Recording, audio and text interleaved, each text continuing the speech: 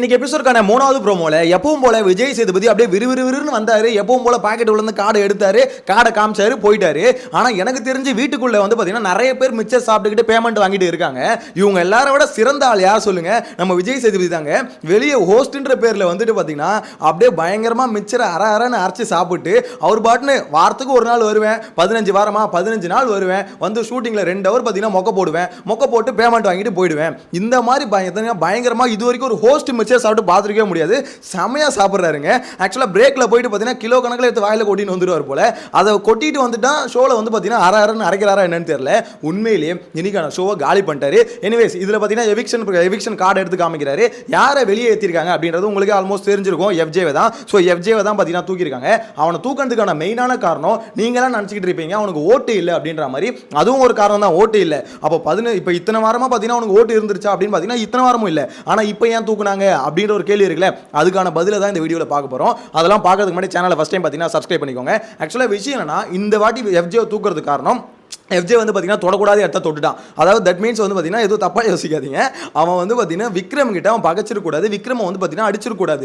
ஏன்னா அவன் வந்து டைட்டில் வின்னர் மெட்டீரியல். ஆக்சுவலாக விஜய் சேதுபதியும் சரி, பிக் பாஸ் டீமும் சரி, விக்ரம் வந்து டைட்டில் வின்னராக நினச்சிட்டு இருக்காங்க. அப்படிப்பட்ட விக்ரமை எக்ஸ்போஸ் பண்ணிட்டாங்க. யோசிச்சு பாருங்க, அவனை எக்ஸ்போஸ் பண்ணால் இவனை சும்மா விடுவாங்களா? ஏன்னா அவங்க நினச்சிட்டு இருக்கிற டைட்டில் வின்னரே அவன் தான். ஏன்டா டைட்டில் வின்னரோட உண்மை முகத்தில் ஏன்டா போட்டு இப்படி கிளிக்கிற? அவன் நடிக்கிறான், அவன் உத்தம வேஷம் போடுறான், பிக் பாஸுக்கு வந்து மரியாதை கொடுக்கணும் பேசுறான். விஜய் சேதுபதி எபிசோட்லயே வந்து பாத்தீங்கன்னா திருப்பி அதே மாதிரி பேசுறான். எனக்கு தெரிஞ்சு சாட்டர்டே எபிசோட் ஷூட் முடிச்சதுக்கு அப்புறம் தான் மாத்திருப்பாங்கன்னு நினைக்கிற பேரை இந்த மாதிரி எஃப்ஜே தூக்கிடலாம் அப்படின்ற மாதிரி. அதுக்கான மெயினான காரணம் சாட்டர்டே எபிசோட்லயே திருப்பி அதை தான் பேசுறான். விக்கல்ஸ் வந்து பாத்தீங்கன்னா இந்த மாதிரி நடிக்கிறான், உத்தம வேஷம் போடுறான் அப்படின்ற மாதிரி திருப்பி அதே வார்த்தையை மென்ஷன் பண்றான். ஸோ இவ்வளோ எக்ஸ்போஸ் பண்ணும்போது கண்டிப்பா விஜய் டிவி காண்டா தான் ஆகும். என்னங்க நம்ம ஒரு நரேட்டிவ் செட் பண்ணிட்டு வரோம். ஸோ வெளியே இருக்க மக்களும் இப்பதான் கொஞ்சம் கொஞ்சமா நம்ப ஆரம்பிக்கிறாங்க. ஆமா விக்ரம் வந்து பாத்தீங்கன்னா ஜெனியூனா இருக்காரு, விக்ரம் பார்த்தீங்கன்னா ரொம்ப நேர்மையாக கேம் ஆடுறாரு. ஸோ அப்படின்னு சொல்லிட்டு இப்போ தான் ஒரு நரேட்டிவ் செட் பண்ணிட்டு வரோம், அவங்களும் நம்புறாங்க. இந்த சமயத்தில் இந்த பயபுல என்னங்க பட்டு போட்டு எல்லாத்தையும் உடைக்குது அப்படின்ற மாதிரி ஒரு விஷயம் வரும்ல. ஸோ என்ன பொறுத்த வரைக்கும் விக்ரமோட கேம் பிளேவை ஃபர்ஸ்ட் டைம் ஒருத்தன் வந்து பார்த்தீங்கன்னா அடிச்சு காலி பண்ணானா அது எஃப்ஜே தான். இன்னொருத்தவங்களும் காலி பண்ணாங்க. யார் சொல்லுங்க? வியானா கரெக்டான டாபிக் எடுத்து விக்ரம் வந்து அடிச்சிருக்கோம். ஆனால் அதுக்கப்புறம் அந்த பக்கெட் மேட்டரில் போயிட்டு அப்படியே பக்கெட்டுக்குள்ளே ஊந்து மொத்தமாக சோழியை முடிச்சிருக்கோம். யோசிச்சு பாருங்க, போன வாரம் வியானா விக்ரம தொட்டுச்சு கெட்டுச்சு முடிச்சு தூக்கி வச்சிட்டாங்க. இந்த வாரம் எஃப்ஜே வந்து பார்த்தீங்கன்னா விக்ரம தொட்டா முடிஞ்சான். ஆக்சுவலாக விக்ரம தொட்டா அங்க வந்து கெட்டான் அப்படின்ற மாதிரி தான் இருக்கு. நீங்க பார்வதி அடிச்சுக்கோங்க, அது அவங்களுக்கு சேனலுக்கு பிரச்சனை இல்லை. பார்வதி நீங்க என்னதான் கூப்பிட்டு வச்சு ஊம குத்துன்னு குத்துனாலும் சரி, சேனல் அது ஒரு பெரிய விஷயமாவே பார்க்காது. அதை வந்து பார்த்தீங்கன்னா பெருசாக கன்சிடரும் பண்ண மாட்டாங்க. அடிச்சுக்கோ, அது ஒன்றும் பிரச்சனை இல்லை. ஏன்னா பார்வதியை உங்க டாப் 5ல கொண்டு போக மாட்டானுங்க. எவ்வளோ அடின்னு அடிச்சு அவங்ககிட்ட கண்டென்ட் எந்த அளவுக்கு உரிய முடியுமோ உறிஞ்சிட்டு கடைசியில் தூக்கி போட்டுருவானுங்க. ஏன்னா அந்த மாதிரி தான் பார்வதி யூஸ் பண்ண போறானுங்க. இப்பயே அவங்களோட அந்த ஸ்ட்ராட்டஜிஸ்லாம் பார்க்கும்போது அப்படமா தெரியுதுன்னு வச்சுக்கோங்களேன். ஆனால் விக்ரம் அப்படி இல்லை. விக்ரம டைட்டில் வின்னர் மெட்டீரியல் ஆகணும் அப்படின்ற மாதிரி நினச்சிட்டு இருக்காங்க. ஸோ அப்படிப்பட்ட டைட்டில் வின்னரை ஒருத்தன் எக்ஸ்போஸ் பண்ணானா கேம் எப்படி அப்படியே மாறிடுமே. சேனல் டிசைட் பண்ண ஒரு கேம் நடக்காது. ஸோ அது நடக்கணும் அப்படின்னா இந்த மாதிரி பயப்புள்ளே வீட்டுக்குள்ளே வைக்கக்கூடாது. ஸோ அவனை வீட்டுக்குள்ளே வைக்கக்கூடாது அப்படின்ற ஒரே ரீசனுக்காக தான் அவனை வெளியே எடுத்தது. மற்றபடி பார்த்தீங்கன்னா ஓட்டு இல்லை அந்த ஒரு காரணத்தினால வெளியே எடுத்தாங்கன்னா வாய்ப்பே இல்லை. ஏன்னா இத்தனை வாரமாகவும் அவனுக்கு ஓட்டு சுத்தமாக இல்லை. எஃப்ஜே வந்து பார்த்தீங்கன்னா 2வது வாரம் 3வது வாரத்திலே வெளியே போக வேண்டியவன். சேனல் தான் அவனை பேக்கப் பண்ணிக்கிட்டே இருந்தது.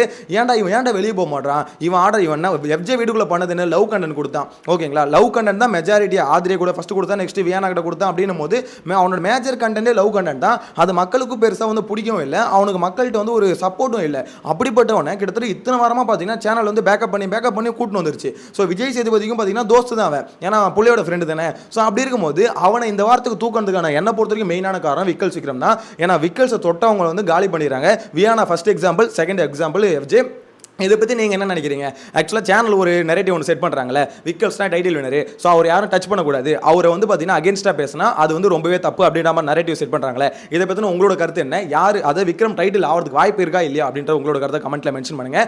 அது மட்டும் இல்லாமல் ஒரு முக்கியமான விஷயம், இந்த போன வாரம் நடந்ததில்ல, இந்த விக்ரம் வந்து அந்த கேப்டன்சி டாஸ்கில் வந்து பார்த்தீங்கன்னா இந்த மாதிரி ரொம்ப வயலண்ட்டாக பிஹேவ் பண்ணார். ஸோ எஃப்ஜே காலை பிடிச்சி இழுத்தாரு, ஆதிரியை மேலேருந்து பொத்துன்னு கீழே வந்தாங்க. இது எவ்வளோ பெரிய டாபிக்.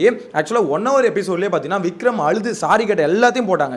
இது வேற ஏதாவது நடந்ததுன்னா சாரி கேட்டதுக்கு போட்டுருக்க மாட்டாங்க, எஃப்ஜே திட்டத்தை மட்டும் தான் போட்டிருப்பாங்க. ஸோ இது எல்லாத்தையும் போட்டாங்க. ஆனால் அந்த 1 hour எபிசோட் முடிச்சதுக்கு அப்புறமா அந்த ரிவ்யூலேயே சொல்லியிருப்பேன், இந்த எபிசோடில் பார்க்கும்போது பயங்கரமாக ஜஸ்டிஃபை பண்ணுற மாதிரி தான் இந்த இது இருக்குது. ஸோ அது ஜஸ்டிஃபை பண்ணுறத தாண்டி வேறு எதுவுமே இல்லை. கம்பல்சரி விஜய் சேதுபதி வந்து கேட்பாரு, விக்ரம் வந்து பார்த்தீங்கன்னா சார் நான் சாரி கேட்டேன் சார் அப்படின்ற மாதிரி கேட்டு முடிச்சிருவாரு. அதனால தான் விக்ரம் வந்து பார்த்தீங்கன்னா வளைச்சு காலில் உழட்டுமா அப்படின்ற மாதிரி கேட்குறாப்படி. நான் காலில் விழுந்து வேணா சாரி கேட்கட்டுமா? ஏன்டா தப்பு பண்ணிட்ட, உன்னை சாரி கேட்க சொல்ல, அமைதியாக நீ இரு. எதுக்கு ஓவர் பவர்? ஏன்னா விக்ரம் பொறுத்த வரைக்கும் பயம் வந்துருச்சு. அவருக்கு உண்மையிலேயே அது தப்புன்னு தோணி இருந்தா அந்த செகண்ட், அதாவது ஆதிரியை கீழே தள்ளி விட்டப்பே பார்த்தீங்கன்னா சாரா இப்படி நடக்கும் தெரியல அப்படின்ற மாதிரி சாரி கேட்டுருப்பா அப்படி.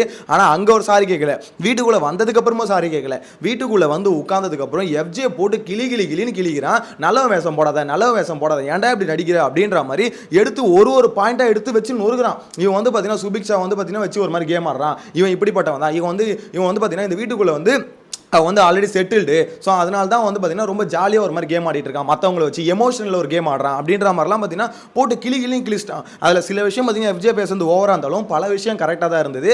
ஏன்னா அங்கே ஒரு எமோஷனல் கேம் பிளே வந்து விக்ரம் விளையாடிக்கிட்டே இருக்காது. அது நிறைய பேருக்கு வந்து தெரியுது, வீட்டுக்குள்ளே இருக்கவங்களுக்கும் தெரியுது. ஆனால் யாராவது எதிர்த்து பேச முடியல. ஃபர்ஸ்ட் டைம் அவன் தான் எதிர்த்து பேசினான். வியனா கூட பார்த்தீங்கன்னா போல்டாக எதிர்த்து ஒரு இடத்துல கேள்வி மட்டும் தான் கேட்டுது, அதுக்கப்புறம் அடங்கி ஒடுங்கிடுச்சுன்னு வச்சுக்கோங்களேன். ஆனால் இவன் எதிர்த்து போல்டாக அந்த அளவுக்கு போட்டு நொறுக்கிட்டான். விக்ரமால் அதை ஃபேஸ் பண்ணவே முடியல. வேற யாராவது இருந்தாங்கன்னு வச்சுக்கோங்களேன், அப்படியே பார்த்தீங்கன்னா விக்ரம் வந்து ஓவர்டேக் பண்ணிட்டு இருப்பாரு. அதுக்கு மேல ஒரு காரணத்தை சொல்லி ஓவர்டேக் பண்ணிட்டு இருப்பாரு. ஸோ இவனை சமாளிக்க முடியாதனால உடனே சாரின்ற ஒரு ஆயுதத்தை கையில் எடுத்து எல்லாருக்கிட்டையும், ஒருத்தர் 2 பேர்கிட்ட சாரி கேட்கல, எல்லாருக்கிட்டையும் போய் சாரின்னு கேட்டு இப்போ அவர் சாரி கேட்டோன்னே எஃப்ஜே வந்து பேசக்கூடாதுன்னு மற்றவங்க வந்து சப்போர்ட் வராங்க. அவங்க மற்றவங்களாம் என்ன பண்ணுறாங்கன்னு அவங்களுக்கே தெரியல. அவங்களுக்கே தெரியாமல் அந்த ஆதிரை சார் அரோரா கனி இவங்களாம் என்ன பண்ணுறாங்க, அவங்களுக்கே தெரியாமல் ஒரு டைட்டில் வினரை உருவாக்கிட்டு இருக்காங்க. தேவையில்லாமல் அவனுக்கு வந்து விக்ரமுக்கு வந்து சொம்பு தூக்குறாங்க. ஸோ இந்த இடத்துல விக்ரம் ஜெயிக்கக்கூடாதுன்னு இல்லை, ஜெயிக்கிட்டோம் பிரச்சனை இல்லை. ஆனால் அவர் ஆடுற கேம் பிளே இருக்குல்ல, அதை எக்ஸ்போஸே பண்ணக்கூடாது, அவர் மேலே ஒரு குற்றச்சாட்டே வைக்கக்கூடாதுன்னா என்னங்க நியாயம் அது? நேற்று கூட பாருங்க விக்ரம் மேலே ஒரு இதை வந்து பார்த்தீங்கன்னா எஃப்ஜே சொன்னா, இந்த மாதிரி சுபிக்ஷா வந்து பார்த்தீங்கன்னா அவர் விக்ரமோட ஐடியாலஜி வந்து ஃபாலோ பண்ணுது அப்படின்ற மாதிரி சொன்னா. ஸோ அது சொன்னதுக்கு உடனே உட்காந்து அழ ஆரம்பிச்சிட்டாப்ல. இவர் மேலே யாருமே கருத்து சொல்லக்கூடாது, யாருமே வந்து பார்த்தீங்கன்னா விக்ரம் நீங்கள் பண்ணுற தப்புன்னு சொல்ல கூடாது. உடனே அழுது ஒரு டிராமா கிரியேட் பண்றது. உடனே அந்த சபரி கனி அரோராலாம் போயிட்டு விக்கல்ஸ் நீங்க அழுவாதீங்க, எப்பா இந்த சீசனை பொறுத்த வரைக்கும் பயங்கரமான டிராமானா ஒன்னு சாண்ட்ரா ஃபர்ஸ்ட், செகண்ட் பிளேஸ் வந்து பாத்தீங்கன்னா விக்கல்ஸ், தேர்ட் பிளேஸ் கனி. இதுங்க வந்து ஏன் இவ்வளோ டிராமா பண்ணிட்டு சுத்துறாங்கன்னு தெரியல. ஃபோர்த் பிளேஸ் ஒன்று இருக்கு, அது யாருக்கு சொல்லுங்க? விஜய் சேதுபதி தான். இவர் வந்து இன்னைக்கு டிராமா தான் பண்ணிட்டு போயிருக்காரு. இன்னைக்கான எபிசோட்ல ரொம்ப சிம்பிளான செக்மெண்ட் தாங்க. விஜய் சேதுபதி வந்திருக்காரு. ஸ்டார்டிங்கில் ஒரு 4 வார்த்தை பார்த்தீங்கன்னா நெக்ஸ்ட் வீக் இந்த ஃபேமிலி ரவுண்டு வரப்போதில்ல, அதை பற்றி 4 வார்த்தை பேசிட்டு ஓகே இதுக்கப்புறம் பார்த்தீங்கன்னா எவிக்ஷன் ப்ராசஸ்க்கு போயிடும் அப்படின்ற மாதிரி நெக்ஸ்ட்டு வந்து காடை காமிச்சிட்டு அவர் பாட்டு பார்த்தீங்கன்னா டாடா காமிச்சிட்டு கிளம்பிட்டு இருக்காரு. அவ்வளோதான் செக்மெண்ட்டு. ஏன்னா இன்னைக்கு வந்து ரொம்ப சிம்பிளாக வந்து பார்த்தீங்கன்னா செக்மெண்ட்டை முடிச்சிருக்காரு. எனக்கு என்னன்னா நீங்கள் செக்மெண்ட்டை முடிக்கிறது கூட பிரச்சனை இல்லைங்க, தேவையில்லாமல் இந்த மாதிரி சும்மா வந்து பேசுறதுக்கு சண்டே எபிசோடே இல்லைன்னு சொல்லிட்டு போயிடலாமே. நாங்கள் எதுக்கு சண்டே எபிசோடு வெயிட் பண்ண போகிறோம்? சண்டே எபிசோட் ப்ரோமோ என்ன வரும்னு வெயிட் பண்ணுவோமா? 3 ப்ரோமோ லைனாக விடுவாங்களா? 3மே தூக்கி குப்பையில் போடுற மாதிரி ப்ரோமோ இருக்குமா? என்னங்க இது? சரி ஓகே, இந்த எவிக்ஷன் ப்ராசஸ்க்கு வரும். ஸோ இந்த எவிக்ஷன் ப்ராசஸ் பொறுத்த வரைக்கும் இந்த சேவிங் ஆர்டர் இருக்குல்ல, அதுலயாவது கொஞ்சம் இன்ட்ரெஸ்டிங் ஏதாவது பண்றீங்களா? அதுவும் இல்லை. அமித் கமருது நீங்க சேவ்டு, அதுக்கடுத்து பார்த்தீங்கன்னா நீங்க அதாவது அவர் இஷ்டத்துக்கு ஓகே இவனுக்கு 2 பேர் சேவ்டு, அவனுக்கு 2 பேர் சேவ்டு அப்படின்ற மாதிரி பார்த்தீங்கன்னா கடைசியாக ஒரு 4 பேரை உட்கார வச்சு அதில் வந்து பார்த்தீங்கன்னா எஃப்ஜே தூக்குறதா அவங்க ஸ்கெட்ச். இது இன்ட்ரெஸ்டிங்காக இருக்குன்னு அவங்க நம்ப வைக்கிறாங்க. இன்ட்ரெஸ்டிங்காக இருக்குப்பா, எஃப்ஜியை எவிக்ட் பண்ண போகிறாங்க, எவ்வளோ இன்ட்ரெஸ்டிங், தெரியாதுல யாருக்கும் அப்படின்ற மாதிரி ஊர் உலகம் மொத்தத்துக்கும் தெரிஞ்சு போச்சு, அவன் தான் வெளியே போகிறான்னு. இது வரை இன்ட்ரெஸ்டிங்காக காமிக்கிறாங்களாம். அப்படியே பார்த்தீங்கன்னா என்ன நடக்க போகுதுன்னு அப்படியே ஆர்வத்தில் எல்லாம் வெயிட் பண்ணுற மாதிரி தான் காமிச்சிட்டு இருக்காங்க.